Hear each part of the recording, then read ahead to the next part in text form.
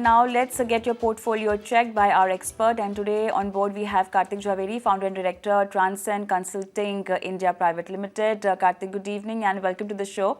We have our first query for you from Ravi Divakar, and he says that he's been investing since last 10 years and started with almost 1,000 rupees per month, and at present SIP is almost 1.35 lakh per month. Now the goal is retirement and his daughter's education plus her marriage. Daughter is right now 10 years old and he is 38 years old and wants to retire by 60. You have the portfolio details. Let's talk about the fund mix. Prima facie, the fund mix is something that he can work a lot more on. So, Ravi, for you and for everyone else, see, you are largely into balanced kind of funds. Why would you do that? You are all of 38. You have at least another 20 years of working life in front of you. Plus, you have goals to achieve. So, I would rather that you go into a 100% equity oriented fund and not the hybrid varieties that you are in. Plus, I want to comment on your index fund. I think it's a good idea that India is still a market where there is a lot of alpha in actively managed funds. So, which means there's a potential to get much more return than what an index fund will give you. So, suggestion is to go all 100% equity. You can do one large cap, one mid cap, one small cap, and maybe you can have one multi cap fund, and that should be a good portfolio mix for you. And in terms of achieving your goals, I think you're very, very comfortable. 1.35 lakhs, you're doing the right thing. I did some rough calculations. In about 10 years, you'll have about 3 crores accumulated corpus. 15 years, you'll have about 8 crores. And by the time you reach your retirement in 20 years, you'll have about 18 crores. Of course, you will spend for your children as a part of this corpus, but still you will have a sizable amount of money because I've not factored in the incremental SIPs that you will do. This is as on today. If you continue to do this, you are still very, very comfortable and you're doing the right thing. Just a little comment, don't do hybrid, go for 100% equity right now. How should he divide these goals? Because we're talking about his education, marriage, and retirement will come at different point in times. So, That's right. how can one decide the corpus and the planning that goes into building that corpus? So, Kavita, now you can imagine, right? For some people, 50 lakhs for a marriage, is too much. And for some people, 5 crores is too less. So this is a very emotional sort of a decision. Now, what we can do with the information that we have, rather the limited information, we know he's doing about 1.35 lakhs a month. So we can make a projection of how the fund will keep moving. We don't even have information on how much additional SIPs he can do on a yearly basis. But even if he did a marginal 10% increase, the corpus would be much larger. Right now, we're just going with the assumption that you keep doing this 135, your fund will keep growing. And typically for an education, if you even are talking about international education, it should cost you after 10 years time, it should cost you in the range of about 1.5 to 2 crores. So which means if you pull it out of your fund, you'll still have enough money left behind. That will get carried forward. Plus you'll do some incremental SIPs. Then marriage will happen. And another, maybe in 15 years time, you'll pull another 2 crores. You'll still have a decent about 4 or 5 crores left in your kitty. And then you're just saving for your retirement, which you will end up with about 10 to 12 crores.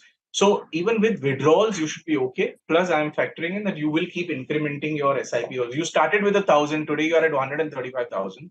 So you're doing a fantastic job, and you're doing the right thing in the right direction. Just fund composition, what can be better? Practical should you be with your corpus amount that you want to build, especially for retirement, because there's a long time for it now, and it's nice that you're planning for it, but then you've got to keep a lot of things in mind. So what's going to be the calculation for that?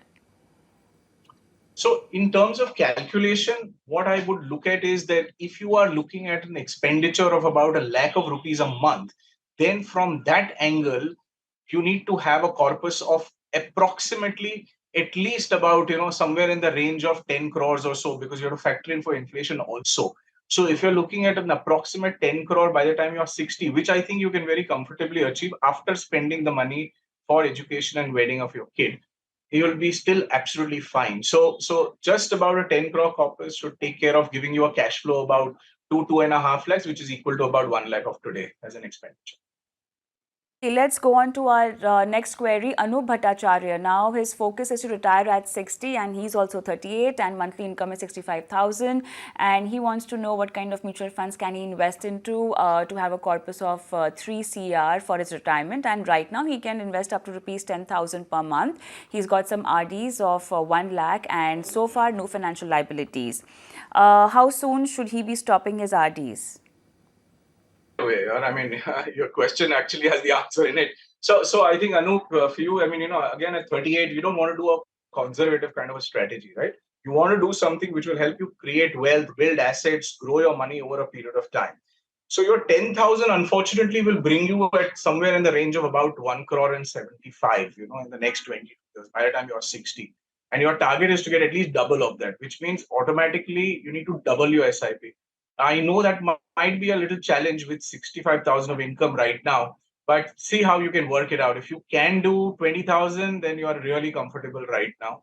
If you can't do it, then I also think that another calculation could be that every year try and increase your SIP by at least about 10 to 15%. So assuming that your income will go up, it'll get revised by inflation through your work Sure. every year 10%. Right. So if you do that, then your 3 clause is good.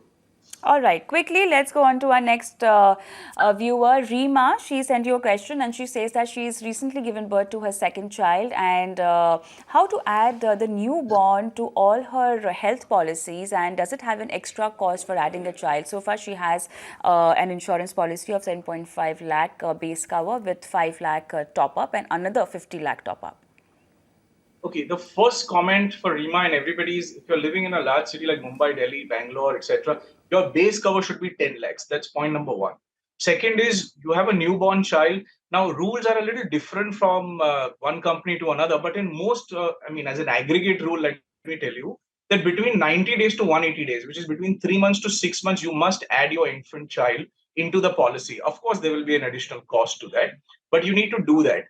Because if you miss the 180 days or if you miss the 6 month, then you will have to only, add your kid at renewal. So you'll have to wait for a few months without insurance. But most of the insurance companies between 90 days to 180 days will accept an addition to the family of this sort. Some companies would also let you add a child after 30 days. That's why I said the rules could be a little different from one company to another, but broadly between a month to 6 months, you can add your child.